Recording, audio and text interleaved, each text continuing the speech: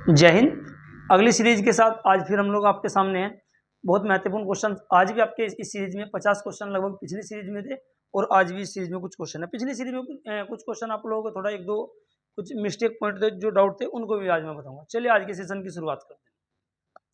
पहला क्वेश्चन आपकी स्क्रीन पर है। निम्नलिखित में से किस नदी को ऋग्वेद में सबसे पवित्र नदी माना जाता है?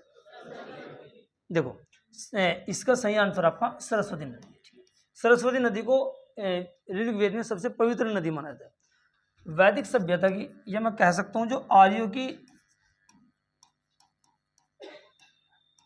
वैदिक सभ्यता, उनकी दो नदी बहुत महत्वपूर्ण थी, ध्यान से समझना। एक तो आपकी सरस्वती और एक आपकी सिंधु। सिंधु नदी आर्थिक रूप से बहुत महत्वपूर्ण थी, लेकिन धार्मिक रूप से कोई इनकी महत्वपूर्ण नदी थी तो कौन सी थी? वो सरस्वती। तो इस क्वेश्चन का आंसर तो आपका सरस्वती है। साथ ही साथ आप लोग समझिएगा, ऋग्वेद में गंगा नदी का जो उल्लेख है जाह्नवी के नाम से। हाँ जी, क्वेश्चन आपसे कभी पूछा जाने लगे जाह्नवी के, ऋग्वेद में गंगा नदी का उल्लेख किस नाम से? तो जाह्नवी के नाम से। और एक बार है ऋग्वेद में इसका उल्लेख, एक बार है। इसके साथ साथ यमुना नदी का उल्लेख आपका 3 बार है। ये क्वेश्चन 2-3 है, आप लोग यहाँ से बहुत महत्वपूर्ण है क्वेश्चन बनते हैं। सिंधु का पुराना नाम हम लोगों ने कल डिस्कशन किया था, सतलज का भी पुराना नाम कल डिस्कशन किया था। मैं एक बात कह सकता हूँ, तिब्बत में एक जगह है रकस्ताल झील, कैलाश मानसरोवर, वहां से 3 नदियां निकलती है। एक सिंधु है, एक सतलज है, एक साथ साथ कौन सी है? ब्रह्मपुत्र। कौन सी है जी? ब्रह्मपुत्र। तो यहाँ से ये बेसिक से क्वेश्चन है, या हम कह सकते हैं ये तीनों की तीनों अंतर्राष्ट्रीय नदी है। जो नदी 2 अथवा 2 से अधिक देशों से गुजरती है उसे अंतर्राष्ट्रीय नदी के नाम से जाना जाए। जैसे गंगा नदी भारत से निकल करके बांग्लादेश पहुंचती, तो ये भी कौन से? अंतर्राष्ट्रीय नदी है। तो इस क्वेश्चन की जितनी डिटेल आपके आप लोग अच्छे से तैयार कर लेना, बाकी आगे हम लोग चलते हैं। दूसरा क्वेश्चन, प्राचीन भारत में पहला विदेशी आक्रमण किसके द्वारा किया गया था? ये अच्छा क्वेश्चन आपसे कभी पूछा जाएगा। ठीक है, आप लोग थोड़ा हल्का, ठीक है, ज्यादा आवाज मत कीजिएगा, ठीक है। प्राचीन भारत में, ठीक है ना, चलो बता सकते हो, कोई दिक्कत वाली बात नहीं। प्राचीन भारत में पहला विदेशी, देखो 326 ईसा पूर्व भारत पर आक्रमण किया गया था। किसके द्वारा? सिकंदर के द्वारा। सिकंदर एक यूनानी था और ये सफल आक्रमण सिकंदर का था, क्योंकि इसने भारत के कुछ क्षेत्रों को जीत लिया था। उस समय पंजाब के राजा पोरस हुआ करते थे, उन्होंने उनको हरा दिया था। लेकिन अगर आपसे पूछा जाए कि पहला विदेशी आक्रमण, तो प्रिय बंधु इसका सही आंसर ईरानी होगा। क्या होगा जी आपका? ईरानी होगा। क्योंकि भारत पर जो पहला आक्रमण है, जो सफल आक्रमण की मैं बात करूं तो डोरियस प्रथम, डोरियस प्रथम, या इन्हीं को बोलते हैं दारा प्रथम, इन्होंने किया था। ये 512 ईसा पूर्व की बात है। कभी आपसे क्वेश्चन पूछा जाने लगे तो सफल आक्रमण इन्होंने किया था। कुछ क्षेत्र जीते थे, इसके बाद कुछ और भी है, उन्होंने कुछ क्षेत्रों को रखा भी था अपने पास, लेकिन जो सफलता बड़े स्तर पर मिली थी आपको, सिकंदर को मिली थी। हालांकि वो भी एक आंशिक सफलता ही थी। तो जैसे भी क्वेश्चन आपसे पूछा जाएगा आप लोग कर लें, ठीक है। कुषाण वंश के द्वारा, एक तो कुषाण वंश का एक महानतम शासक था कौन? कनिष्क। लेकिन कुषाण वंश की स्थापना कुजुल कड़फिशियस के द्वारा की गई थी। अब कह सकते हो यहाँ महात्मा बुद्ध की मूर्ति, महात्मा बुद्ध की जो मूर्ति है, सबसे पहले बुद्ध की प्रतिमा यानी कि मूर्ति कब कहां से बननी शुरू हुई? आपके कुषाण वंश से। चौथी बौद्ध संगति कुंडलवन कश्मीर में हुई थी, वो भी आपके किसके शासनकाल में? आपके कनिष्क के शासनकाल में। ये बेसिक से क्वेश्चन है। आर्य भारत में कहां से आए थे? ये मध्य एशिया से आए थे। इसके बारे में हम लोगों ने लास्ट वीडियो में डिस्कशन किया था, ठीक है। तो यूनानियों के बारे में सिकंदर से संबंधित ये तथ्य है। अच्छा, सिकंदर का जो जन्म होता है वो मैसिडोनिया में, मैसिडोनिया में। सिकंदर की मृत्यु बेबीलोन, इराक में, और सिकंदर की मृत्यु बेबीलोन में, और सिकंदर को जो दफनाया गया सिकंदरा, ये कहाँ पे? आपका मिस्र में। तो दोस्तों, सिकंदर का जन्म अलग महाद्वीप में अलग देश में, मृत्यु अलग महाद्वीप में अलग देश में, और उनको दफनाया अलग महाद्वीप में और अलग देश में गया था। ये बेसिक से क्वेश्चन है। इनसे संबंधित जो भी तथ्य होंगे आप लोग ध्यान से तैयार कर लेना। 2-3 क्वेश्चन आते हैं। प्राचीन समय में जब भारत पर आक्रमण हुआ, उस समय कुछ करेंसी थी। एक करेंसी थी डोरिक।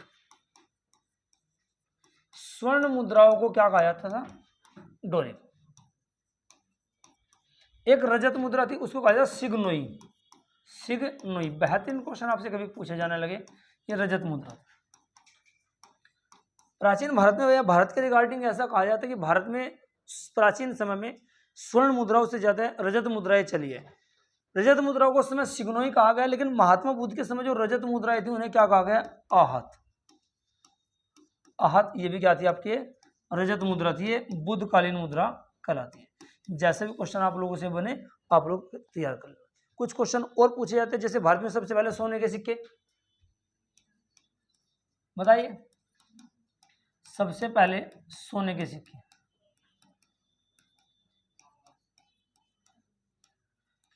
ये यूनानियों ने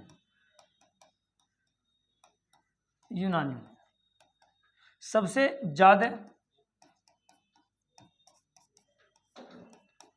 ज्यादा सोने के सिक्के ये आपके गुप्त वंश में,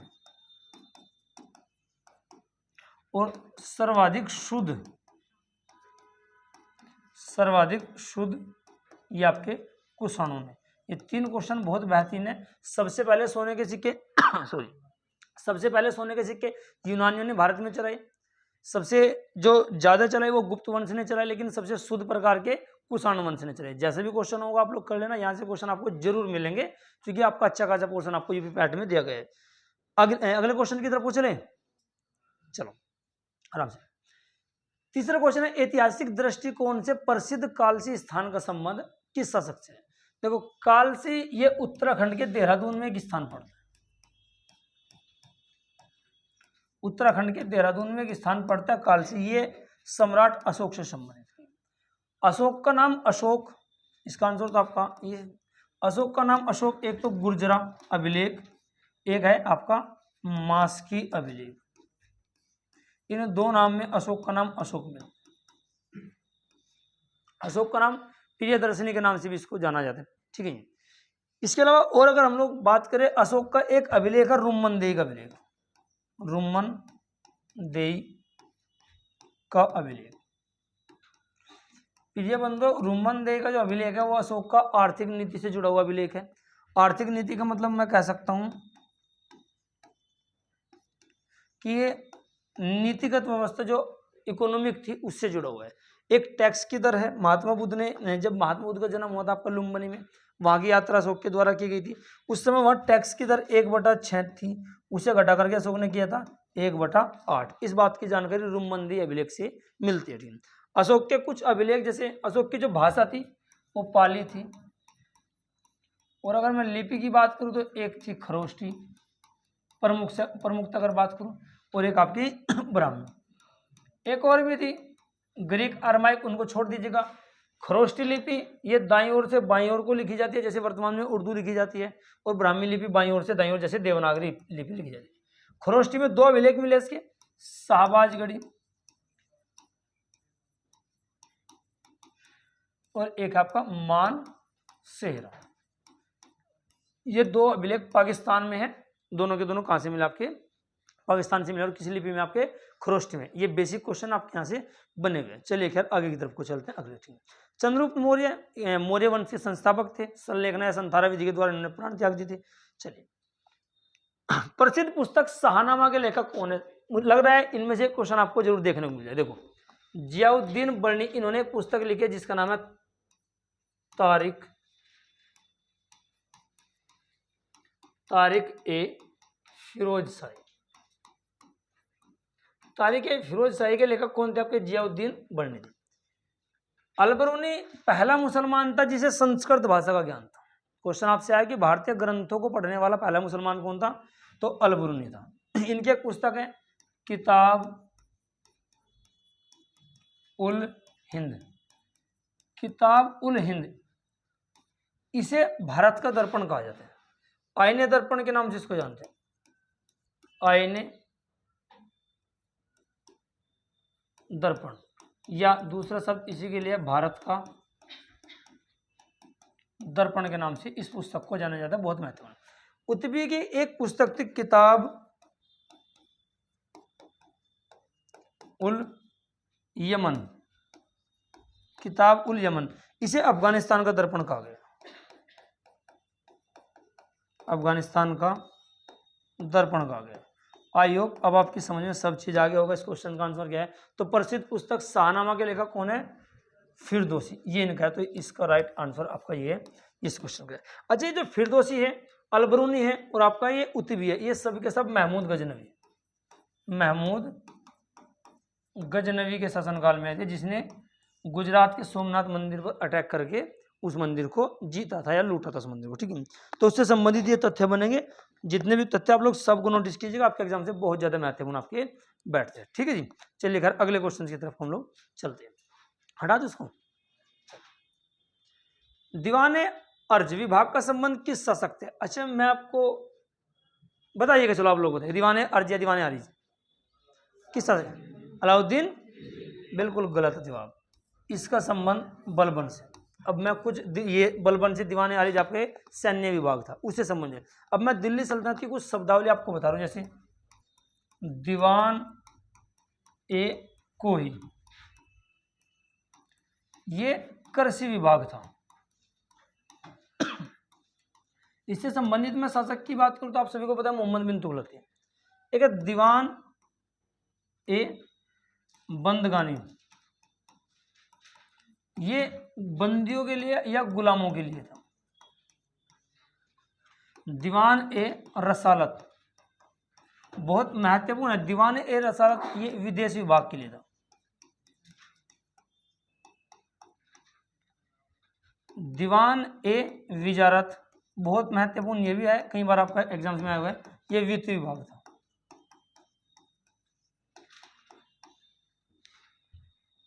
दीवान ए रियासत, ये आपका बाजार नियंत्रण या बाजार से संबंधित था। अलाउद्दीन खिलजी ने बनाया था, बाजार संबंधी। कुछ ये है आपके। इसके अलावा दीवान ए वकूफ, दीवान ए वकूफ ये व्यय विभाग से था, व्यय विभाग से था। एक आपका है दीवान ए मुस्तखराज, यहां को लिख दे रहा हूं, दीवान ए मुस्तखराज, ये आपका राजस्व विभाग से संबंधित है, राजस्व विभाग। ये सारी शब्दावली दिल्ली सल्तनत के एक क्वेश्चन आपको जरूर मिल सकता है। एक एक पॉइंट को बहुत अच्छे से नोटिस कर लेना, सारे पॉइंट में एक ही जगह ले आए। ठीक है, तो दीवान एक मुमालिक भी था, दीवान ए मुमालिक, इसको हम बोलते हैं बरीद ए मुमालिक,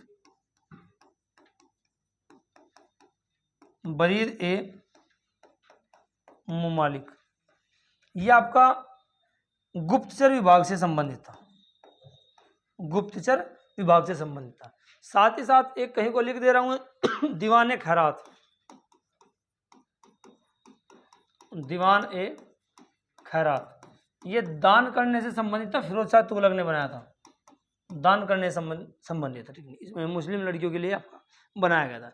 इसके अलावा एक आपका ये बंदगानी हो गया, एक दीवान ए सिफा भी है, दीवान ए सिफा,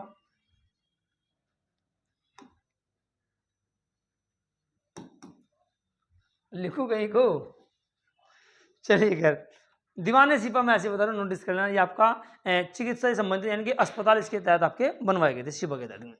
चलिए खैर जितने भी आपके लगभग 7-8 मैंने लिखे बहुत इंपॉर्टेंट है दिल्ली सल्तनत के शब्दावली। बरीद जो एक शब्द था ये गुलामों के लिए इस समय प्रयोग किया गया। चलिए खैर अगले क्वेश्चन पे चले, चलो नेक्स्ट क्वेश्चन आप। अच्छा, इस क्वेश्चन का आंसर आपका हो ही गया। दीवाने आरिज किसका था? आपका बलबन से संबंधित। चलिए, किस मुगल शासक ने ईस्ट इंडिया कंपनी को भारत में व्यापार करने का फरमान जारी किया था?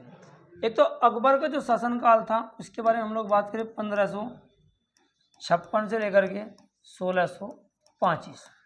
शाहजहां का शासनकाल 1627 से 1658 से।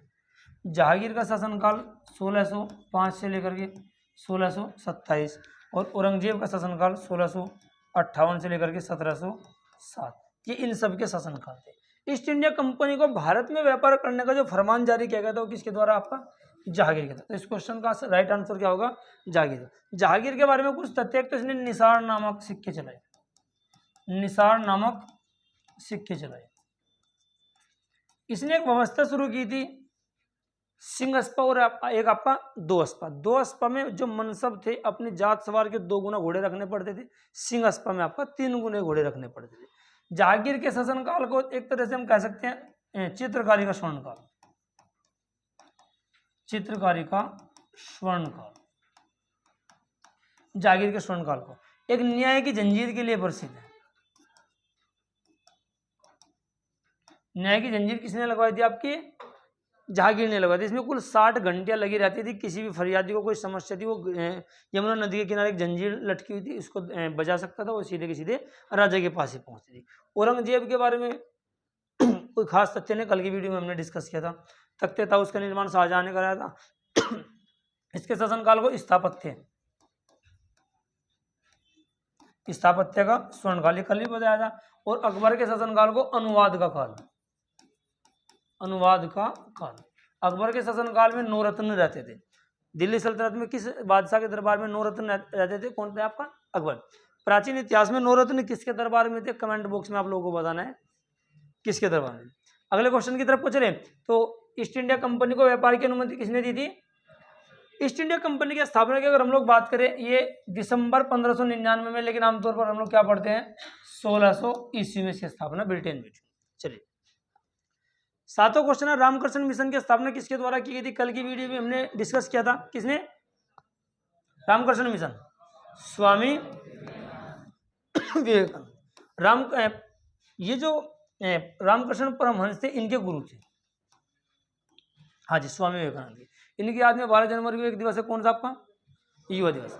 अब बहुत शानदार तथ्य है, दयानंद सरस्वती के द्वारा 1875 ईस्वी में किसकी स्थापना की गई? आर्य समाज। आर्य समाज की स्थापना की गई। एक तो ये इनका एक नारा था, वेदों की ओर लौटो।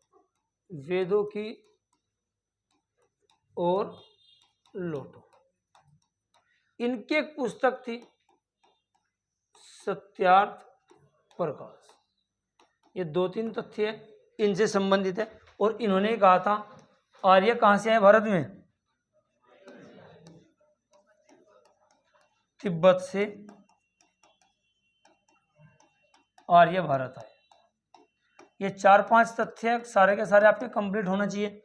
जीएस कंप्लीट किसी को नहीं पता होता है, बस इतना मानना है कि किसी भी एक तथ्य के बारे में आपको 3 से 4-5 पॉइंट पता होना चाहिए, वही जीएस का आपका स्टैंडर्ड है। किसी भी एक बिंदु के बारे में 3-4 पॉइंट अगर आप लोगों को पता है तो जीएस का स्टैंडर्ड ये है। बाकी सब किसी को नहीं पता है। हर कोई एक व्यक्ति हर किसी में एक्सपर्ट नहीं हो सकता। केशव चंद्र सेन, ठीक है, ये इनसे संबंधित कुछ शब्दावली है। बस आगे की तरफ हम लोग चलते हैं, ठीक है। निम्नलिखित में से किसने भारतीय संघवाद को सहकारी संघवाद कहा था? सबसे पहले है कि भारत में संघात्मक शासन व्यवस्था ली कहां से गई? संघात्मक शासन व्यवस्था भारतीय संविधान में संघात्मक शासन व्यवस्था कहां से ली गई है? बताइए जल्दी। ऑप्शन में दे रहा हूं, फ्रांस, रूस, कनाडा या अमेरिका? कनाडा। कनाडा से संघात्मक शासन व्यवस्था ली गई। इस क्वेश्चन का आंसर आपका जी ऑस्टिन। जी ऑस्टिन ने भारतीय संघवाद को सहकारी संघवाद के नाम से कहा है। एक नाम है आइवर जेनिंग्स। इन्होंने प्रस्तावना के बारे में एक बात कही थी, भारतीय संविधान के बारे में एक बात कही थी। मैं लिख तो नहीं पा रहा हूं, इतनी बड़ी बात मैं आपको बोल करके बता रहा हूं। भारतीय संविधान की विशालता है इसकी रुग्णता अथवा दुर्बलता है। यानी कि जितना विशाल भारतीय संविधान है उसकी कमजोरी है, दुर्बलता या रुग्णता। किसका कथन था आपका? आइवर जेनिंग्स का। बाकी इस क्वेश्चन का आंसर आपका जी ऑस्टिन। बी आर अम्बेडकर भारतीय संविधान के पिता या प्रारूपकार या मसौदाकार या ड्राफ्टमैन इन्हीं को कहा जाता है। वास्तुकार या इंजीनियर सारे इन्हीं के नाम है। इन्होंने अंडर आर्टिकल 32 के तहत एक बात कही है, क्या? कि यह अनुच्छेद भारतीय संविधान की आत्मा कहलाता है। चलिए खैर आगे क्वेश्चन की तरफ चलते हैं। किस संविधान संशोधन द्वारा दिल्ली को राष्ट्रीय राजधानी का दर्जा दिया गया था? 61वां संविधान संशोधन 1989 में क्या हुआ था? मतदान की आयु, मतदान की आयु 21 वर्ष से घटाकर कितनी की गई थी? 18 वर्ष की गई थी। एक तो ये पॉइंट, ये नमस्ते। 69वां संविधान संशोधन 1991, उसमें दिल्ली को क्या दिया गया था? एनसीआर का दर्जा दिया गया था, ठीक है। तो इस क्वेश्चन का आंसर आपका क्या है? बी है। साथ ही साथ में कुछ पॉइंट आप लोगों से बात करूं। 52वां संविधान संशोधन 52 कॉन्स्टिट्यूशन अमेंडमेंट 1985 1985। इसमें क्या हुआ था? दल बदल कानून। मैं कह सकता हूँ कौन सी अनुसूची जोड़ी गई थी प्रिय बंधु? 10वीं अनुसूची जोड़ी गई थी। साथ ही साथ अगर हम लोग और बात करें बहुत अच्छे से, एक आपसे पूछा था 36वां 36 कॉन्स्टिट्यूशन अमेंडमेंट 1975 क्या हुआ था? सिक्किम भारत का राज्य बना। कल हम लोगों ने बात की थी 73वां और एक आपका 74वां संविधान संशोधन, दोनों के दोनों आपके ये 1992 के है। और वह क्या था? पंचायतों को जोड़ा, 73 के तहत ग्राम पंचायत और 74 के तहत शहरी पंचायतों को जोड़ा गया था। ठीक है, तो इस क्वेश्चन का सही आंसर आपका क्या है? 69वां संविधान संशोधन। चलिएगा आगे क्वेश्चन की तरफ। अगला क्वेश्चन आपके सामने पढ़िएगा।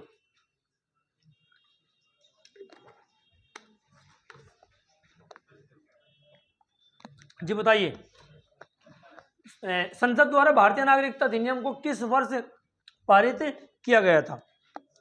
1949 1949 1951 1955 या उपयुक्त में से कोई नहीं। देखो, एक तो आप भाग 2 में किसका प्रावधान है? नागरिकता का। अनुच्छेद नंबर 5 से लेकर के 11 तक नागरिकता के बारे में एक क्वेश्चन से, ये होमवर्क है, कमेंट बॉक्स में आप लोग बताइएगा किसी को अगर नागरिकता देनी है तो कौन सा मंत्रालय किसी को नागरिकता प्रदान करता है भारत के अंदर। ठीक है, चलिए, तो इस क्वेश्चन का आंसर आपका क्या है? 1955। तो नागरिकता अधिनियम 1955 में आया था ये क्वेश्चन। बाकी आगे की तरफ, भारतीय संविधान का कौन सा अनुच्छेद छुआछूत उन्मूलन से संबंधित है? देखो, 21 प्राणवय दैहिक स्वतंत्रता का अधिकार।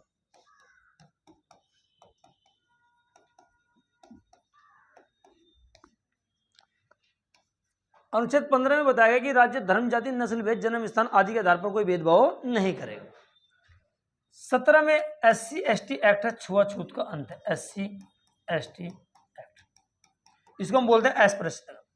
अनुच्छेद नंबर 24 में बाल श्रम प्रतिबंधित किया गया। ठीक है जी, तो इसके कुछ कहें। अच्छा, मूल रूप से मौलिक अधिकारों की संख्या कितनी थी?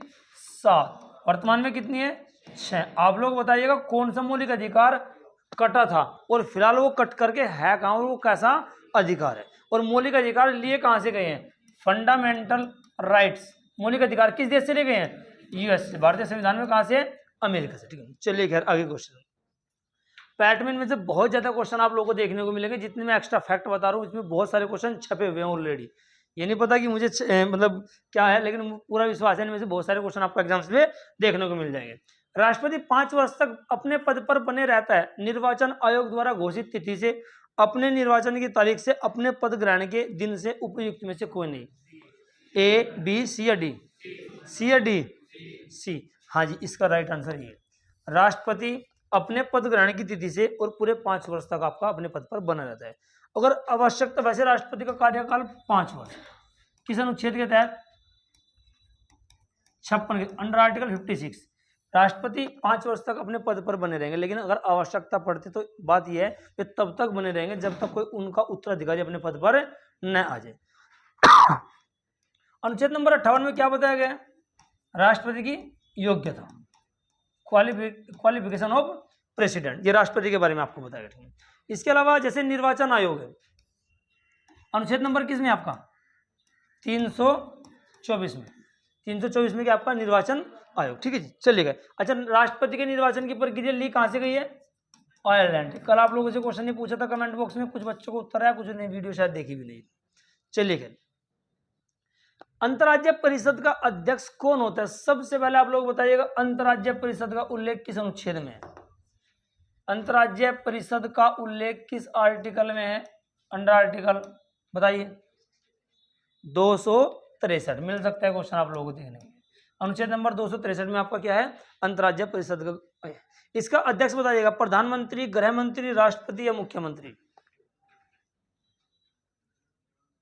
अंतर्राज्यीय परिषद का अध्यक्ष देखो, NDC, नीति आयोग और अन्य कुछ और संस्थाएं ऐसी है, इसमें आपका कौन सा अंतर्राज्य परिषद भी है, इनका जो अध्यक्ष होता है कौन होता है, आपका प्रधानमंत्री होता है। ठीक है प्रिय बंधु, इनको ध्यान रखना। चलिए फिर, निम्न में से कौन लोकसभा अध्यक्ष को अध्यक्ष पद हेतु शपथ दिलाता है? राष्ट्रपति, मुख्य न्यायाधीश, उपाध्यक्ष या उपयुक्त में से कोई नहीं। निम्न में से कौन वो व्यक्ति है जो लोकसभा अध्यक्ष को शपथ दिलाता है? लोकसभा अध्यक्ष मतलब जिनको हम क्या बोलते हैं, स्पीकर। स्पीकर को शपथ कौन दिलाएगा? राष्ट्रपति या मुख्य न्यायाधीश या उपाध्यक्ष। इनमें से चूंकि जो हमारे लोकसभा अध्यक्ष होते हैं वे, उन्हें शपथ कोई नहीं दिलाता, वे एक सांसद के रूप में ऑलरेडी शपथ ले चुके होते हैं, और ऑलरेडी शपथ उन्हें कौन दिलाता है? राष्ट्रपति सांसद के रूप में, लेकिन लोकसभा अध्यक्ष को शपथ नहीं दिलाई जाती है। अच्छा, अनुच्छेद नंबर 108 में क्या बताया गया? ज्वाइंट सेशन, संयुक्त अधिवेशन। संयुक्त अधिवेशन की अवधारणा भारतीय संविधान में किस देश के संविधान से ली गई है? ऑस्ट्रेलिया से। किस देश के जी? ऑस्ट्रेलिया के संविधान से। संयुक्त अधिवेशन को आहूत कौन करता है? राष्ट्रपति। कुछ क्वेश्चन लिख लेना आप लोग एग्जाम में, बहुत इंपॉर्टेंट है। आहूत का मतलब बुलाता कौन है? राष्ट्रपति। उसकी अध्यक्षता कौन करता है? उसकी अध्यक्षता कौन करता है? आपका स्पीकर करता है। दोनों क्वेश्चन का आप लोग ध्यान रखना, आपसे पूछे जाते हैं। चलिए क्या, सुप्रीम कोर्ट के मुख्य न्यायाधीश किस आर्टिकल में? 124 में। चलिए, निम्न में से कौन तृतीय क्षेत्र का भाग है? अर्थव्यवस्था के 3 प्रमुख क्षेत्र है, कौन कौन से हैं? एक प्राथमिक, एक द्वितीयक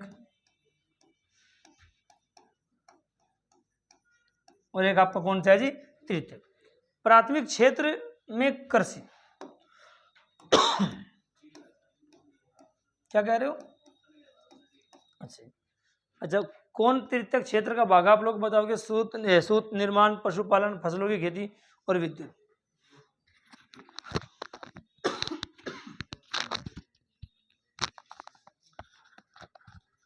चलिए, प्राथमिक क्षेत्र में कृषि, पशुपालन, मत्स्य पालन, सब चीज आपका इसी में आ जाएगी। द्वितीयक क्षेत्र आपका उद्योग से संबंधित है, उद्योगों से। और तृतीयक क्षेत्र को हम सेवा क्षेत्र के नाम से भी जानते हैं। आपसे क्वेश्चन यहाँ से बहुत ज्यादा बड़ा है।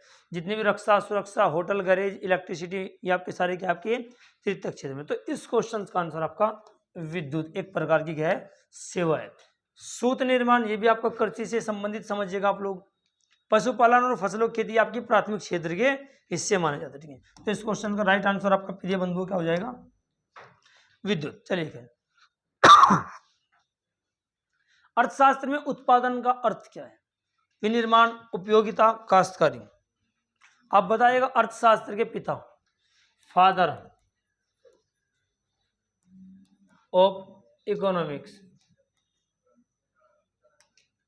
इकोनॉमिक्स किसे कहा जाता है? एक नाम है एडम स्मिथ। ठीक है, बताइएगा। अर्थशास्त्र में उत्पादन का अर्थ है विनिर्माण, उपयोगिता, काश्तकारी और उपयुक्त में से कोई नहीं। उपयोगिता इसका राइट आंसर। ठीक है, चलिए। क्षेत्रीय ग्रामीण बैंक की स्थापना किस समिति की सिफारिश पर की गई थी? क्षेत्रीय ग्रामीण बैंक की स्थापना का एक वर्ष है 1975 में। और कुल कितने बैंक? 5 बैंक उस समय स्थापित किए गए थे। सही आंसर आपका नरसिम्हन समिति की सिफारिश पर। शिवरामन समिति की सिफारिश पर प्रिय बंधु नाबार्ड की स्थापना। किसकी स्थापना? नाबार्ड की स्थापना 1982 ईस्वी में की गई थी। नाबार्ड की फुल फॉर्म आप लोग देख लेना। चलो मैं NABARD, national bank of agriculture and rural development. ये आपकी नाबार्ड की है। कृषि से संबंधित या ग्रामीण क्षेत्रों से संबंधित कोई बैंक भारत में कार्य करता है, कौन है आपका? नाबार्ड। क्वेश्चन आपके पूछे जाते हैं। इस क्वेश्चन का सही आंसर आपका क्या है? नरसिम्हन समिति। अशोक मेहता समिति भारत में द्विस्तरीय पंचायत व्यवस्था, कल भी हम लोगों ने डिस्कस किया था। द्विस्तरीय पंचायत व्यवस्था, इससे संबंधित है। चलिए खैर अगले क्वेश्चन की तरफ हम लोग जाए। तो 1975 में 5 क्षेत्रीय बैंक थे आपके किस समिति पर? नरसिम्हन समिति की पर। किस वर्ष वन्यजीव संरक्षण अधिनियम को पारित किया गया? देखो 1986 में क्या क्या आया? एक आया गंगा एक्शन प्लान। ये सारे क्वेश्चन आपको A to Z मिलेंगे एग्जाम्स में, तथ्य से मिलेंगे आप लोगों को। जो मैं आपको एक्स्ट्रा फैक्ट बता रहा हूँ ये क्वेश्चन नहीं है, सारी चीजें समाहित की गई है। Ganga action plan. एक मिलता आप लोगों को उपभोक्ता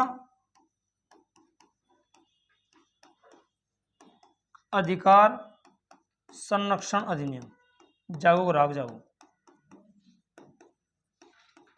ये से संबंधित है। 1992 की मैं बात करूं, एक प्रोजेक्ट आया हाथी प्रोजेक्ट। हाथी प्रोजेक्ट ये 1992 में।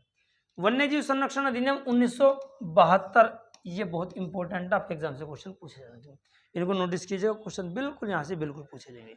हाथी प्रोजेक्ट आपका 1992 में आया, और गंगा एक्शन प्लान और उपभोक्ता अधिकार संरक्षण अधिनियम 1986 का। 1986 में एक और भी है, पर्यावरण संरक्षण अधिनियम। बहुत महत्वपूर्ण आपसे क्वेश्चन बनेंगे, सबको आप लोग नोटिस करते हुए।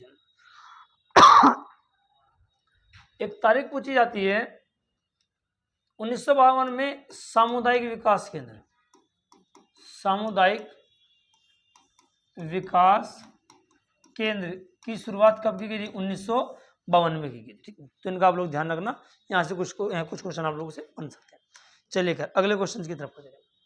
राधा मोहन कप का संबंध कैसे? अच्छा, क्वेश्चंस की क्वालिटी कैसी है और कैसा आप लोगों को पढ़ाया जा रहा है, आप लोग कमेंट बॉक्स में जाकर के जरूर वीडियो में बताना, वीडियो के बाद में, कि कैसा आपको पढ़ाया जा रहा है। ठीक है, राधा मोहन कप का संबंध किस खेल से? गोल्फ, पोलो, ब्रिज या हॉकी?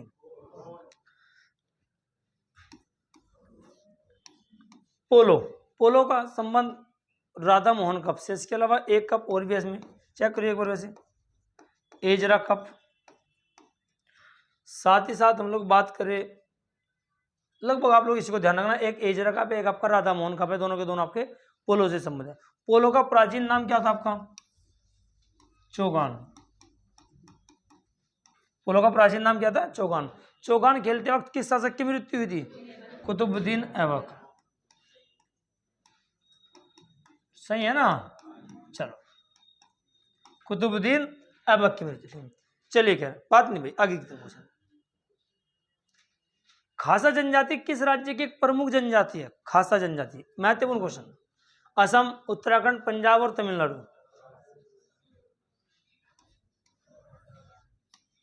इसके अलावा हम लोग बात करें थारू, इसके अलावा बात करें भोटिया। भोटिया सिक्किम में भी कुछ पाए जाएंगे आपका, लेकिन आपके उत्तराखंड के से संबंधित है। थारू जनजाति उत्तर प्रदेश में भी पाई जाएगी। थारू जनजाति वह जनजाति है जो दीपावली को शोक के रूप में मनाते हैं। क्वेश्चन आपसे पूछा गया है वह कौन सी जनजाति है जो दीपावली को शोक के रूप में मनाते हैं? कौन सी? ये थारू। बाकी खासा जनजाति कहाँ की? आपके उत्तराखंड इसका राइट आंसर। चलिए, काकरापार परियोजना किस नदी पर स्थित है? तवा परियोजना तवा नदी पर है। ठीक है, चेनाब नदी पर प्रियबंधु सलाल परियोजना है। कौन सी जी? सलाल परियोजना। आपसे पूछा गया काकरापारा। काकरापार आपकी किस नदी पर? आपका ताप्ती नदी पर। ये गुजरात में पड़ती है, बहुत महत्वपूर्ण है गुजरात में। तो इसका आंसर सही क्या आपका? ताप्ती है। अगले क्वेश्चन की तरफ हम लोग। डाफला एवं अबोर की पहाड़ी, मैं साथ ही साथ और बता रहा हूं, 4 पहाड़ियां हैं, डाफला, मिरी, अबोर और एक आपका मिश्मी। डाफला, मिरी, अबोर, मिश्मी किस राज्य की एक पहाड़ी है? तो राइट आंसर क्या है? अरुणाचल प्रदेश। ठीक है, गारो खासी जयंती कहाँ की है? मेघालय। गारो खासी और एक आपकी है जयंती, ये जयंतिया मिल जाएगा कहीं को। ये कहाँ की है? मेघालय की। ठीक है, तो इनका आप लोग ध्यान रखना। बाकी डाफला, मिरी, अबोर, मिश्मी कहाँ की? आपके Arunachal Pradesh is the right answer. चलिए, किस देश के घास के मैदान को पंपास कहा जाता है? पंपास किस देश के घास के मैदानों को?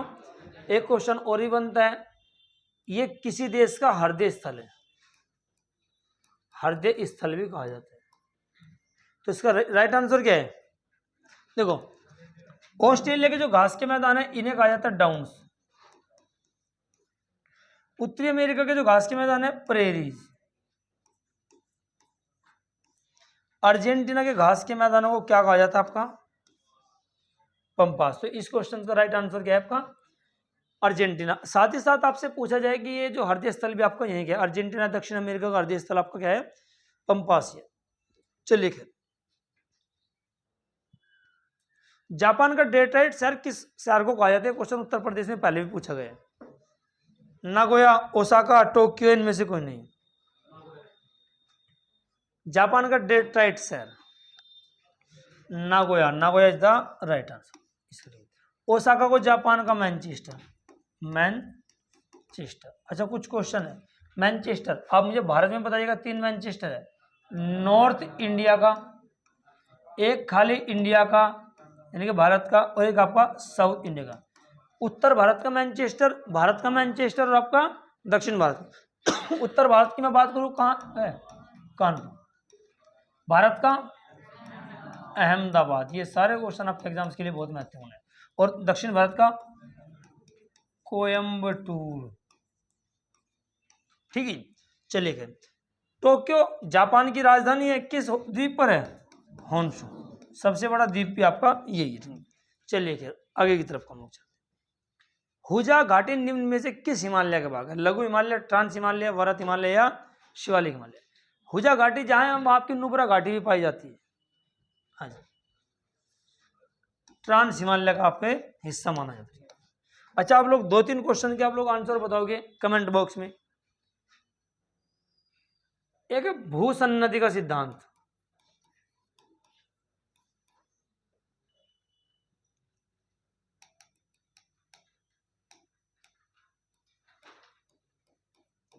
भूसन्नति का सिद्धांत ये किसने दिया था? एक प्लेट विवर्तनी सिद्धांत, प्लेट विवर्तनी सिद्धांत ये किसने दिया था? ये हिमालय की उत्पत्ति से है। और एक क्वेश्चन और भी है, हिमालय का वर्गीकरण नदियों के आधार पर किसने किया था? ये 3 सवाल मैं आप लोगों को होमवर्क के लिए बता रहा हूं, कमेंट बॉक्स में आप उत्तर बताओगे। नदियों के आधार पर,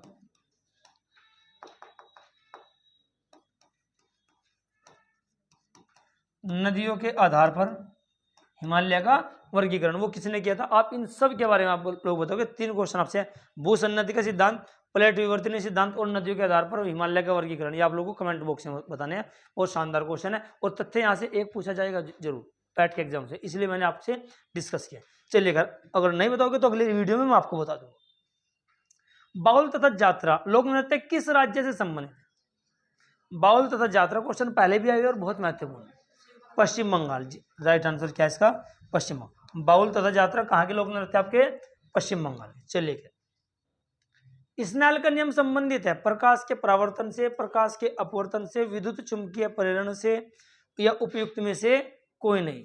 आप लोग बताइए स्नेल का नियम। स्नेल का नियम क्या था? Sine i upon sine r, sine i upon sine r. ये अपवर्तन का है, परावर्तन का है, या आपका चुंबकीय प्रेरण का है? बताइए। परावर्तन, चुंबकीय प्रेरण, अपवर्तन।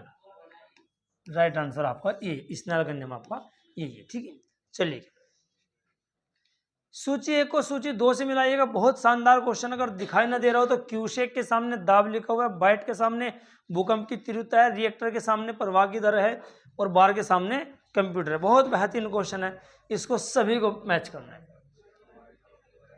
ए में कौन सा है? देखो, क्यूसेक ए पे है, और बाइट बी पे है, रिएक्टर स्केल सी पे है, और डी पे बार है। इधर क्या क्या नंबर आप लोग लिखोगे? ए के सामने में क्या है? क्यूसेक में क्या माप रहता है?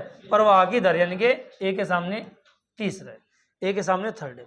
बाइट में कंप्यूटर, यानी कि कंप्यूटर की एक यूनिट है बाइट, तो क्या कहूंगा यहाँ? चौथा है। उसके बाद रिएक्टर पर आपका क्या है? भूकंप की तीव्रता, तो आपका यहाँ क्या लिखा जाएगा? दूसरा। और इसके बाद क्या बचा? 1। तो 3 4 2 1 किस ऑप्शन में? 3 4 2 1। राइट आंसर क्या है आपका? सी है। अच्छा, ओजोन की परत किस में मापी जाती है? डॉप्सन में। किसमें जी? डॉप्सन। इस क्वेश्चन का भी आप लोग ध्यान रखना, ये क्वेश्चन आपसे पूछा जा सकता है। चलिए, कोका कोला, कोला कोला या कोका कोला जैसे शीतल पदार्थों में क्या पाया जाता है? टैनिन, निकोटिन, कैफीन या उपयुक्त में से कोई नहीं। बेहतरीन क्वेश्चन है। कोका कोला आप सभी लोग पीते होंगे, जल्दी से बताइएगा। टैनिन, निकोटिन, कैफीन, जल्दी से। कोका कोला में कैफीन पाया जाता है। राइट आंसर आपका सी है। कैफीन इसके साथ साथ कहां पाया जाएगा? कोफीन। निकोटिन तंबाकू की पत्तियों में, तंबाकू की पत्तियों में।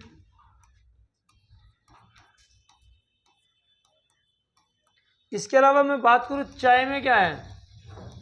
थीन पाया जाएगा। क्या पाया जाएगा? थीन। ठीक है। और टैनिन, टैनिन के बारे में आप लोग कमेंट बॉक्स में बताइएगा किस में पाया जाता है। चलिए,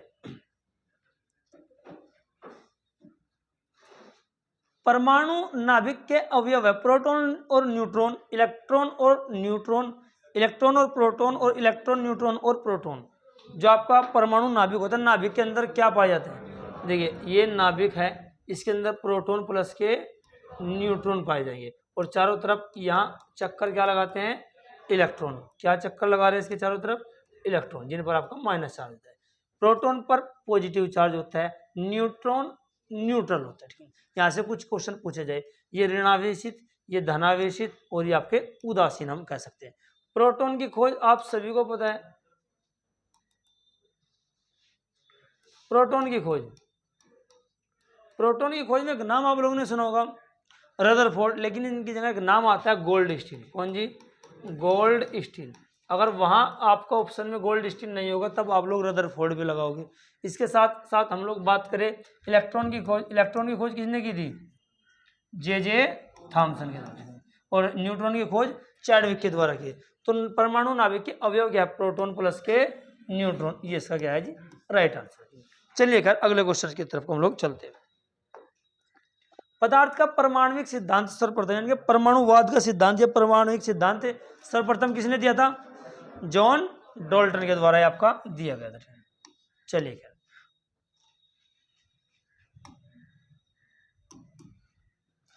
अगले क्वेश्चन की तरफ हम लोग चलते हैं।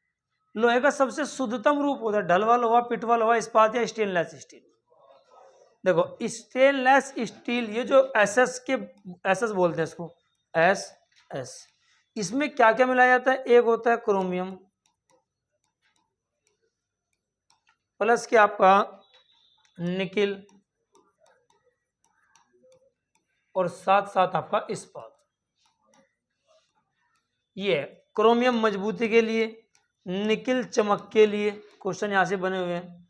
लोहे को मजबूती प्रदान करने के लिए क्रोमियम, और चमक प्रदान करने के लिए आपका निकिल मिलाया जाता है। तो लोहे का सबसे शुद्धतम रूप क्या है? आप लोगों को क्वेश्चन ये है, आपको ये बताना है। तो राइट आंसर क्या होगा प्रिय बंधुओं? पिटवा लोहा। कौन था जी?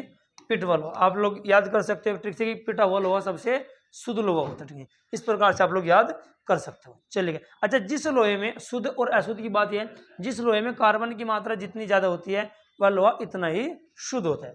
चलिए, अच्छा, एक क्वेश्चन, लोहे की खोज सबसे पहले कब हुई थी? यूपी के एटा जिले के अतरंजी खेड़ा में। यह क्वेश्चन पहले भी डिस्कस किया हुआ है, अतरंजी खेड़ा। इतना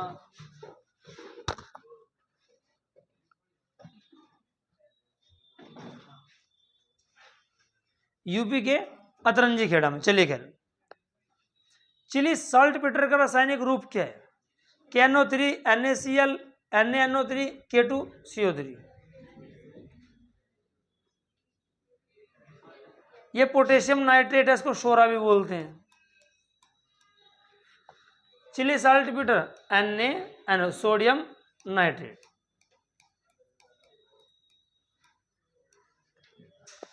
कुछ बातचीत ज्यादा नहीं तो चुप बैठना आगे ना।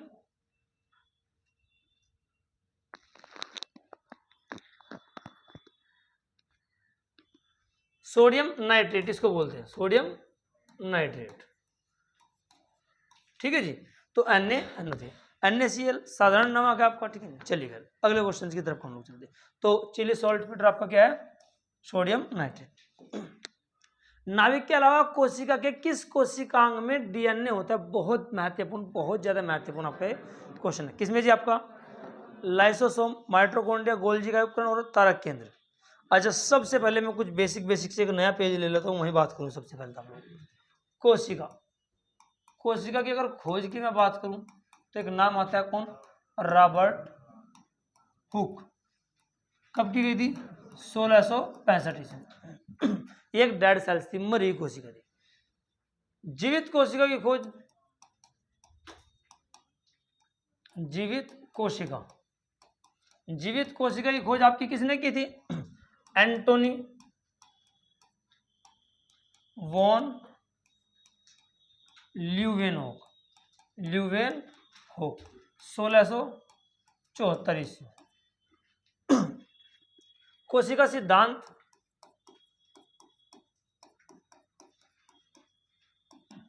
ये किसने दिया था? स्लाइडेन एवं श्वान, इन्होंने दिया था। ये बेसिक से क्वेश्चन तब के।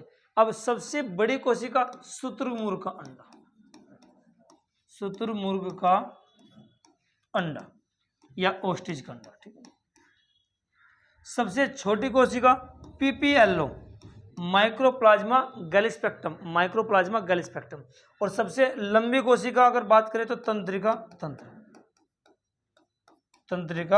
तंत्र, ये सबसे लंबी कोशिका होते हैं। कोशिका के बारे में कुछ तथ्य तो ये है। इसके अलावा साथ ही साथ मैं बात करूं, एक पेज में और नया ले लूं।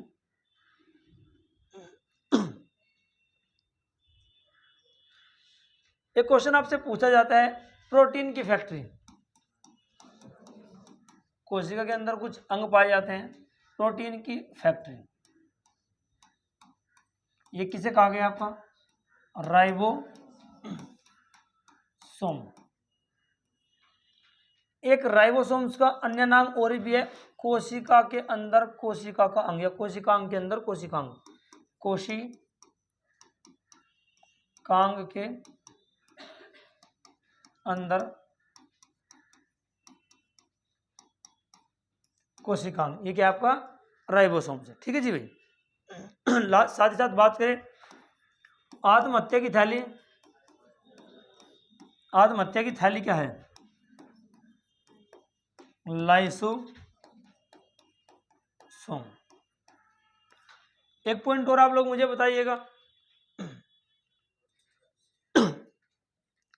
कोशिका का या पादप कोशिका का रसोई घर, पादप कोशिका का रसोई घर, तो ये क्या है आपका? लवक। क्या है जी? लवक। ये कुछ क्वेश्चन आपके पूछे गए हैं, इन सब को आप लोग नोटिस कर लेना, बहुत महत्वपूर्ण आपके एग्जाम्स के लिए होने वाले। ठीक है, चलिए। तो पिछला क्वेश्चन क्या था? नाभिक के अलावा कोशिका के किस कोशिकांग में डीएनए होता है? तो राइट आंसर क्या है? माइटोकॉन्ड्रिया। अच्छा, माइटोकॉन्ड्रिया को श्वसन स्थल या मैं कह सकता हूं power house of cells, power house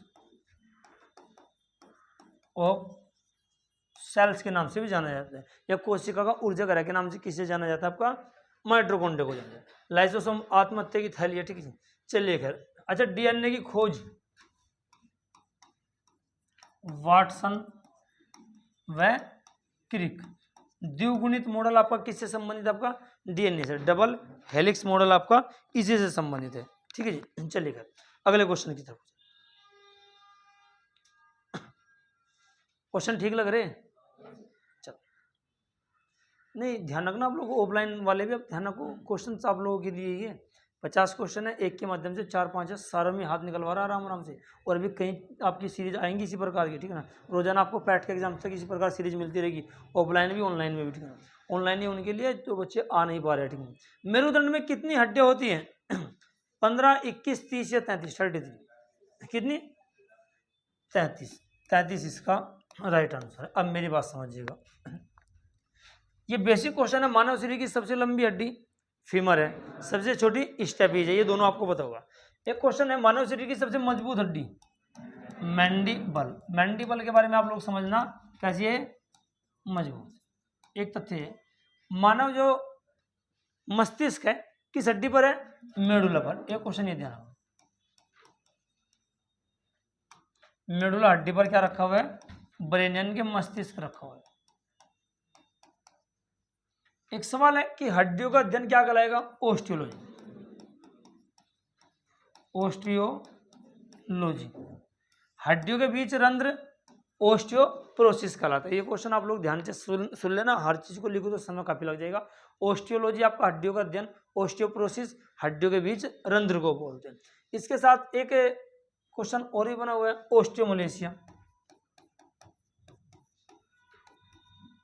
osteomalacia ये विटामिन डी की कमी से होने वाला हड्डियों का एक रोग है, इसको भी आप लोग ध्यान रखना, क्वेश्चन आपसे पूछा जा सकता है, विटामिन डी की कमी से। चलिए, हड्डियों से संबंधित है कुछ। अच्छा, रिब्स जो पसलियां है,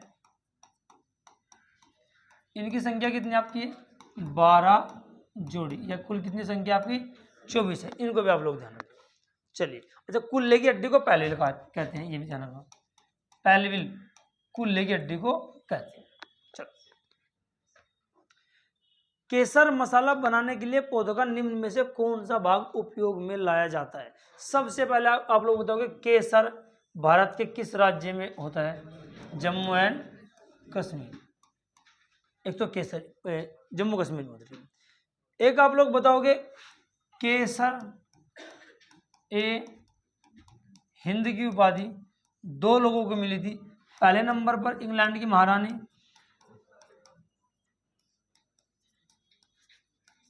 विक्टोरिया को, उसके बाद महात्मा गांधी को।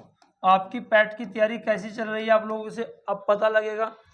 कमेंट बॉक्स में बताओगे किस आंदोलन के दौरान या किस घटना के बाद महात्मा गांधी ने केसर हिंद की उपाधि त्याग दी थी। तो इस क्वेश्चन का आंसर आप लोग बताइएगा। मसाला बनाने के लिए पौधों का निम्न में से कौन सा भाग उपयोग में लाया जाता है, पत्ती, बाह्य दल, पंखुड़ी या वर्तिकाग्र। वर्तिकाग्र इसका राइट आंसर है। केसर मसाला बनाने के लिए पौधों का निम्न में से कौन सा भाग आपका, ये जो फूल से ऐसा होता है आपका, जो शुरुआत में जो बरीक बरीक होता है उसी को आपका लाया जाए। जैसे गुड़हल का फूल देखा होगा ना, उसमें बरीक बरीक से आते हैं, इस प्रकार की आपकी स्थिति आती है। अच्छा, इसके अलावा कुछ, हाँ जी, सबसे ज्यादा मसाले किस राज्य में, हमारे केरल में। इसको हम बोलते हैं स्पाइसी सिटी ऑफ इंडिया, मसालों का बगीचा, मसालों का बगीचा, ठीक है जी। किसको बोलते हैं, केरल को बोलते हैं। चलिए खैर अगले क्वेश्चन की तरफ। फुफ्फुस धूलिमयता से वे ग्रसित होते हैं जो निम्न उद्योगों में काम करते हैं। एक रोग है, इससे वे लोग ग्रसित होंगे जो किसी एक उद्योग में काम करते हैं। ये बीमारी उन लोगों की चर्म उद्योग में, कोयला खनन में, मध्य उद्योग में या शीशा उद्योग में। क्या हो सकता है, चर्म उद्योग, कोयला, मध्य या शीशा। कोयला खनन उद्योग, ये इसका राइट आंसर है। अच्छा, आप लोग बताइएगा भारत का रूर किसे कहा जाता है। भारत का रूर, छोटा नागपुर का पठार। भारत का रूर किसे कहा जाएगा आपका, छोटा नागपुर का पठार। रूर वैसे एक शब्दावली किस देश से चली है प्रिय बंधुओं, कहां से जी, जर्मनी से आपके चली है, ठीक। अच्छा, एक क्वेश्चन और, छोटा नागपुर के पठार को 2 भागों में बांटने वाली नदी, दामोदर नदी, कौन सी है जी। भारत की पहली नदी घाटी परियोजना दामोदर नदी है। 2-3 क्वेश्चन आप लोग, अच्छा ये जो, चलो लिख दे रहा हूं, दामोदर नदी भारत की सबसे पहली परियोजना है। ये किस एक परियोजना पर आधारित है, टेनेसी। किस पर जी, टेनेसी। टेनेसी कहाँ की है, अमेरिका की। 3-4 सवाल मैंने आपसे डिस्कस किए, सारे लिखने, ध्यान से समझना। वह नदी कौन सी है जो छोटा नागपुर के पठार को 2 भागों में बांट रही है, दामोदर नदी है। अब दामोदर नदी ऊपर का पठार आपका कहलाता है हजारीबाग का पठार, नीचे का पठार आपका, ऊपर का पठार आपका है हजारीबाग का पठार ये है, और नीचे का रांची का पठार, ये रांची का पठार, ये आपका हजारीबाग का पठार है। दामोदर नदी इन दो भागों हैं, इसको दो भागों में बांट रही है। दामोदर नदी भारत की पहली परियोजना है, जल विद्युत परियोजना है, जो बांध बनाया गया था, पहली परियोजना है, किसी एक परियोजना पर आधारित है, टेनिस परियोजना, टेनेसी पर। टेनेसी कहाँ की है आपकी?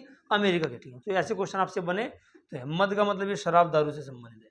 चलिए क्या, शारदा अधिनियम किससे संबंधित है? एक नाम है, पूरा नाम है डॉक्टर हरविलास शारदा, डॉक्टर हरविलास शारदा। कोई बताएगा इसके बारे में?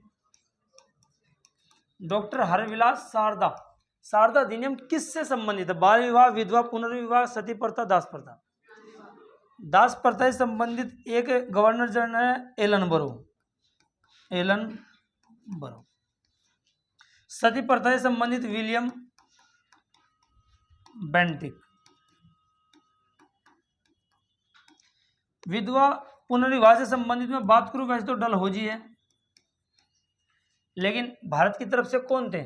ईश्वर चंद्र विद्यासागर, ईश्वर चंद्र विद्यासागर। ये सारे तथ्य आपके लिए बहुत महत्वपूर्ण हैं, सारों को आप लोग लपेट जाइएगा, नमक लगा करके खा जाइएगा, क्वेश्चन आपको जरूर मिलेंगे। सती प्रथा के लिए भारत की तरफ से कौन थे?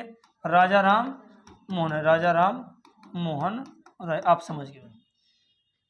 शारदा अधिनियम 1929 का अधिनियम है, 1929, और किससे संबंधित? आपका बाल विवाह से। इसमें लड़कों के लिए आयु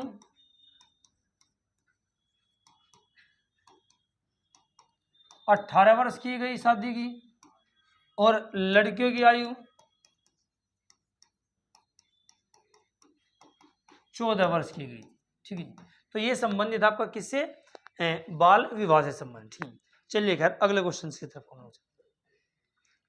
स्वराज शब्द का प्रथम बार प्रयोग कांग्रेस के किस अधिवेशन में किया गया था? बहुत महत्वपूर्ण है, उससे पहले आप लोग समझिएगा, कांग्रेस की स्थापना 28 दिसंबर 1885। बात नहीं भाई, कहाँ पे हुई थी?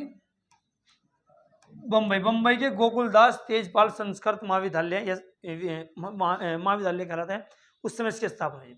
इसकी स्थापना किसने की थी? A O Hume, Allan Octavian Hume, इसके द्वारा इसकी स्थापना की गई थी। इसके पहले अध्यक्ष WC बनर्जी थे, व्योमेश चंद्र बनर्जी थे। कांग्रेस किसके दिमाग की उपज थी? उस समय वायसराय कौन था? डफरिन था। कौन था जी? डफरिन था। ठीक है, ये बेसिक से क्वेश्चन आपके हैं। कांग्रेस का पहला अधिवेशन 1885 बंबई में हुआ, दूसरा 1886 कोलकाता में, उसके अध्यक्ष दादा भाई नौरोजी थे, पहली बार ये कांग्रेस के अध्यक्ष बने थे। तीसरा अधिवेशन 1887 मद्रास में हुआ था, और चौथा अधिवेशन 1888 इलाहाबाद में हुआ था। जॉर्ज जुलियस के अध्यक्ष थे। तीसरे के अध्यक्ष आपके बदरुद्दीन तैयब जी थे। चलो मैं लिख दे रहा हूँ कुछ अधिवेशन आपके। 1885 ये तो बम्बई में हुआ, 1886 ये कलकत्ता में हुआ, 1887 पहले चार अधिवेशन बहुत महत्वपूर्ण है, आपका मद्रास में हुआ, 1888 ये आपका इलाहाबाद में हुआ। कहाँ पे हुआ आपके? इलाहाबाद में हुआ। इसकी अध्यक्षता WC बनर्जी ने की, इसकी अध्यक्षता दादा भाई नौरोजी, बैठ जाओ प्रवीण वालों। इसकी अध्यक्षता बदरुद्दीन तैयब जी,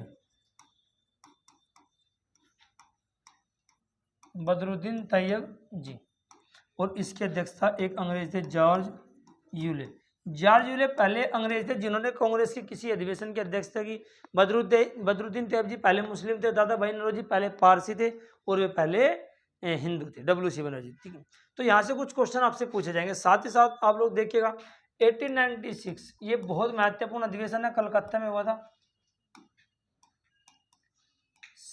कलकत्ता में क्या हुआ था इस अधिवेशन में? सबसे पहले हमारा राष्ट्रीय गीत वंदे मातरम गाया गया था, और इसकी अध्यक्षता किसने की थी?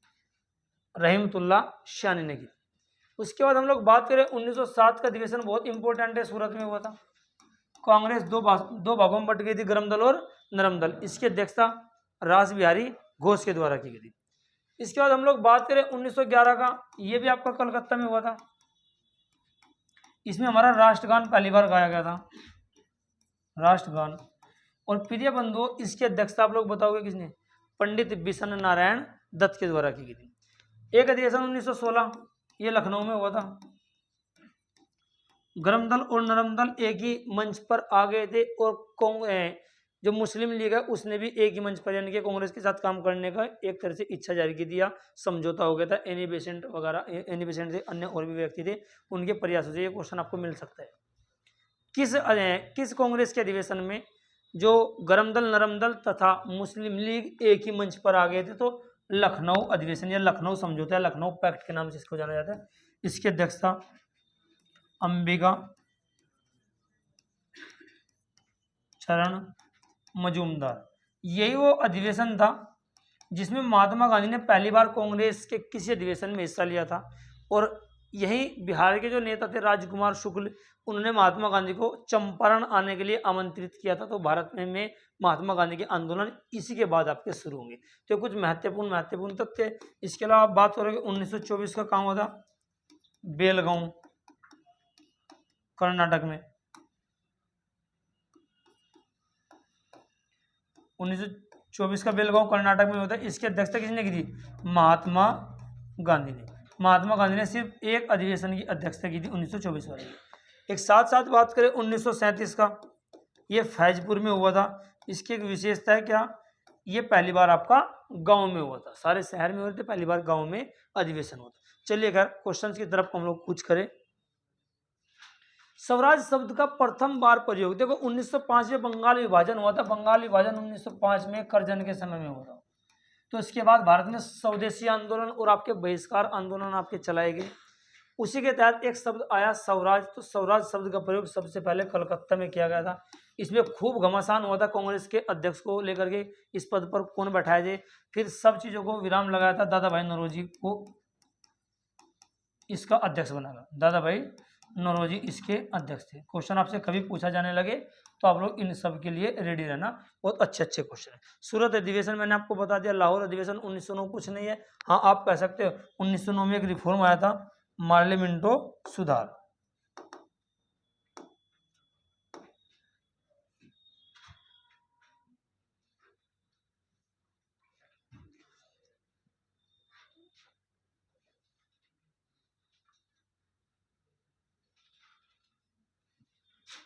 एक मिनट, एक क्वेश्चन आपका गायब हो गया यहां से।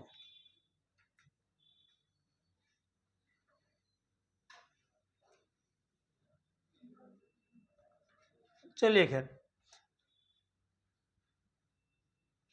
क्वेश्चन आपका गायब हो गया, उसका आंसर मैंने वैसे आपको बता दिया। अगला क्वेश्चन आपके सामने है। गांधी जी ने व्यक्तिगत सत्याग्रह किस वर्ष शुरू किया गया था? गांधी जी के द्वारा व्यक्तिगत सत्याग्रह किस साल शुरू किया गया था? कल की वीडियो में मैंने आपको बताया था प्रथम सत्याग्रही कौन चुने गए थे? आचार्य विनोबा भावे। एक तो ये क्वेश्चन आपके लिए बहुत महत्वपूर्ण। ये कब शुरू किया गया था? 1940 में। महात्मा गांधी के द्वारा सत्याग्रह कब शुरू किया गया था? 1942 में भारत छोड़ो आंदोलन। भारत छोड़ो आंदोलन। अच्छा, भारत छोड़ो आंदोलन का जो ये शब्द था, ये शब्द जो दिया था किसने? यूसुफ मेहर अली। अच्छा सवाल है। यूसुफ मेहर अली ने शब्द दिया, प्रस्ताव पंडित जवाहरलाल नेहरू ने पास किया और आम जनता की आंदोलन महात्मा गांधी के द्वारा फैलाया गया। इसीलिए इसको जाना जाता है भारत छोड़ो आंदोलन के रूप में। किसको? महात्मा गांधी को। करो या मरो का नारा भी यही दिया गया था। करो या मरो, डू और डाई का नारा आपका 1942 में दिया गया था। चलिए खैर अगले क्वेश्चन की तरफ हम लोग चलते हैं। 1939 में कल की वीडियो में मैंने आपको बताया था फॉरवर्ड ब्लॉक की स्थापना किसके द्वारा? नेताजी सुभाष चंद्र बोस के द्वारा की थी। चलिए खैर,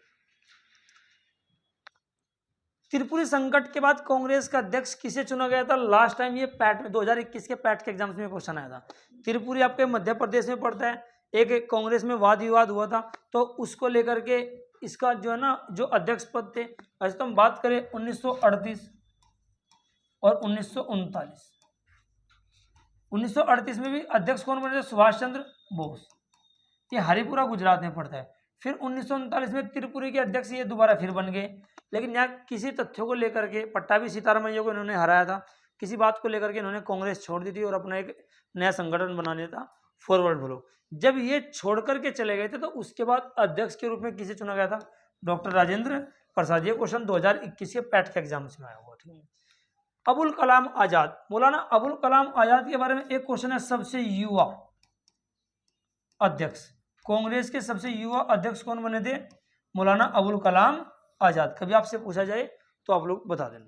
चलिए खैर, शतपथ ब्राह्मण ग्रंथ किस वेद से संबंधित है? शतपथ ब्राह्मण ग्रंथ, वेदों की संख्या 4 है। सबसे प्राचीन ऋग्वेद, सबसे नया अथर्ववेद, जादू टोना किया कराया वशीकरण सब इसी में है। औषधि से संबंधित भी यही है। ये आपका कैसा है, आपका संगीत वाला वेद है, ठीक है ना। ये आपका गद एवं पद वाला वेद है। और शतपथ ब्राह्मण आपका यजुर्वेद से आपका संबंधित है। इसके बारे में एक तथ्य है, गद व पद वाला जो वेद है कौन सा है आपका? यजुर्वेद है, ठीक है जी। चलेगा। अच्छा, वेद त्रयी में कौन कौन से वेद आते हैं? पहले 3 वेद, ऋग्वेद, सामवेद और यजुर्वेद। ये 3 वेद त्रयी, त्रयी का मतलब 3 होता है। 3 वेदों से मिलकर के आपका ये बना हुआ, ठीक है। इस क्वेश्चन को आप लोग नोटिस कर लेना। अगले क्वेश्चन की तरफ हम लोग, कथा सरित सागर के रचयिता कौन है? सोमदेव। इस क्वेश्चन का राइट आंसर है शूद्रक की एक पुस्तक है, कौन सी? मर्च कटिकम। मर्च कटिकम ये आपकी किसकी है? शूद्रक की। बाकी इसके अलावा और 2 क्वेश्चन इतने महत्वपूर्ण नहीं है ऑप्शन में। कौन सा हड़प्पा स्थल घग्गर नदी के किनारे स्थित था? चनहुदड़ो पाकिस्तान में है। इसकी खोज अर्नेस्ट मैकी के द्वारा की गई है। यहाँ से सौंदर्य प्रसाधन का सामान या कॉस्मेटिक सामान, बिल्ली का पीछा करते कुत्ते के पंजे के निशान यहीं से मिले हैं। ये पाकिस्तान में पड़ता है। बनावली ये हरियाणा में पड़ता है, सरस्वती नदी के आसपास है आपका। कालीबंगा आपका राजस्थान में है और धोलावीरा आपका गुजरात में है। तो घग्गर नदी ये आपका कालीबंगा इसका राइट आंसर है, ठीक है। धोलावीरा सबसे उन्नत जल निष्कासन पद्धति, जल निष्कासन पद्धति के अवशेष कहाँ से मिले? आपके धोलावीरा से मिले। चलिए, क्या हड़प्पा के बारे में लास्ट वीडियो में हमने डिस्कस किया था, आप लोग वहां से तथ्य को देख सकते हैं। उदयन किस वंश का शासक था? आप सभी को पता है इस वंश का संस्थापक बिंबिसार था। उसके बाद इसका एक पुत्र अजातशत्रु, पहले भी डिस्कस किया, बात नहीं भाई। अजातशत्रु, उसके बाद कौन है? उदयन या उदयन, ठीक है। इस पूरे वंश को पितृहंतक वंश के नाम से भी जाना जाता है। प्रत्येक राजा अपने पिता की हत्या करके बैठा है गद्दी पर। बिंबिसार की एक उपाधि थी श्रेणिक। अजातशत्रु की एक उपाधि थी कुणिक। सवाल आपसे आ सकता है, बिंदुसार के शासनकाल में एक था आपका जीवक, एक राजव्याध था, कौन जी? जीवक। महात्मा बुद्ध का भी ये इलाज क्या करता था जब कभी महात्मा बुद्ध को कोई स्वास्थ्य संबंधित समस्या आती थी। तो उदयन किस वंश का था? ये आपका हर्यक वंश का था। सवाल आपसे बनने लगे मगध साम्राज्य का पहला, मगध साम्राज्य का पहला वंश कौन सा था? आपका हर्यक वंश था, ठीक है। उदयन ने पाटलिपुत्र की स्थापना की। शुरुआत में नाम पाटलिग्राम था, फिर पाटलिपुत्र हुआ। गंगा प्लस के सोन नदी के तट पर है, वर्तमान में से पटना के नाम से हम लोग जानते हैं, ठीक है। तो ये सारे क्वेश्चन आपके इनसे हैं।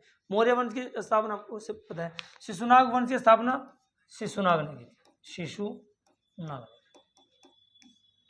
नंद वंश के संस्थापक महापद्मनंद थे, जिन्होंने एक राठ की उपाधि भी धारण की थी। उन्हें सर्व छत्रांतक के रूप में भी जाना जाता है और परशुराम के दूसरे अवतार के रूप में भी जाना जाता है। पाणिनि इनके ही दोस्त थे, महापद्मनंद के। चलो मैं लिख दे रहा हूं यहाँ, नंद वंश, इनके सामने कौन है? महापद्मनंद।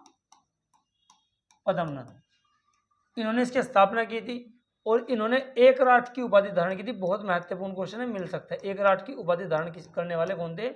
महापद्मनंद थे। पाणिनि इनसे ही संबंधित थे, इनके दोस्त कहलाते। अष्टाध्यायी के लेखक कौन है? पाणिनि। चलिए खैर अगले क्वेश्चन की तरफ। अमरवेल निम्न में से किसका उदाहरण है? स्वपोषी, मर्तजीवी, परपोषी या परजीवी?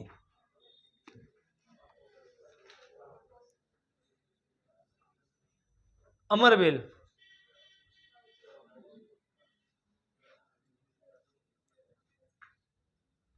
इसका राइट आंसर परजीवी है। परजीवी का उदाहरण है आपको एक बार चेक कीजिए, चेक करो इसको। अमरबेल किसका उदाहरण है? आप लोगों ने कभी कभी देखा होगा पेड़ों पर आपकी जो बेल चढ़ी रहती है वे इनमें क्लोरोफिल नहीं पाया जाता। मैं बता दूं लोग, बाकी आप क्लोरोफिल सही है, क्लोरोफिल नहीं पाया जाता। तो जब क्लोरोफिल नहीं पाया जाता तो ये अपना भोजन नहीं बनाएंगे। तो ये अपना भोजन जिसके ऊपर ये चढ़ी रहती है बेल, जिसके ऊपर ये एक तरह से आवरण इनका जो रहता है, जिसके ऊपर ये आपका आरोहित रहती है, मैं कह सकता हूँ आरोहित रहती है, यानी कि परजीवी है जिसके ऊपर ये आरोहित रहती है, वहीं से अपने भोजन तैयार करते हैं। तो इनमें क्या नहीं है? क्लोरोफिल नहीं है। क्लोरोफिल नहीं है तो क्या नहीं है? प्रकाश संश्लेषण की प्रक्रिया नहीं है। ठीक है प्रिय बंधु, तो ये तो इसका राइट आंसर क्या होगा आपका? परजीवी होगा। ठीक, चलिए। पादपों में जल का परिवहन किसके द्वारा? रंध्रों के द्वारा, फ्लोएम के द्वारा, जाइलम के द्वारा या उपरोक्त सभी के द्वारा? जाइलम के द्वारा। जाइलम का दूसरा नाम है, बहुत इंपॉर्टेंट है, भूल मत जाना, दारू। हाँ जी, जाइलम का दूसरा नाम क्या है? दारू। तो क्वेश्चन आपसे आ सकता है पादपों में जल का परिवहन किसके द्वारा? दारू के द्वारा भी आपका ऑप्शन आ सकता है। अच्छा देखो, फ्लोएम, अब ये नहीं पता कौन से वाली है, इंग्लिश है कि देसी है। फ्लोएम और एक है जाइलम, ये दोनों के दोनों एक उतक है, ये टिश्यू होते हैं। फ्लोएम के द्वारा पेड़ पौधों में क्या होता है? भोजन। और जाइलम के द्वारा जल। ठीक है, तो यहां से क्वेश्चन कभी बने आप लोग कर लें। अगले क्वेश्चन की तरफ हम लोग चले। मेंढक निम्न में से किसके द्वारा श्वसन करते हैं? ट्रेकिया, फेफड़ा, त्वचा या बी और सी? मेंढक फेफड़ों के द्वारा भी सांस लेते हैं और त्वचा के द्वारा भी सांस। तो इस कंडीशन में आपका आंसर क्या है? आपका सी है। मछली किसके द्वारा? गलफड़ों के द्वारा। इंसान फेफड़ों के द्वारा। ये बेसिक से क्वेश्चन है। चलिए, पालक में निम्न में से कौन सा अम्ल पाया जाता है? Oxalic acid, tartaric acid, malic acid, ascorbic acid. Oxalic acid किसमें? टमाटर में। टार्ट्रिक एसिड बात नहीं, केले में, इमली में, अंगूर में कौन सा है? टार्ट्रिक है। मैलिक एसिड किसमें? सेब में। एस्कॉर्बिक एसिड पाया जाएगा जितने भी खट्टे पदार्थ हैं, नींबू वर्गीय फल।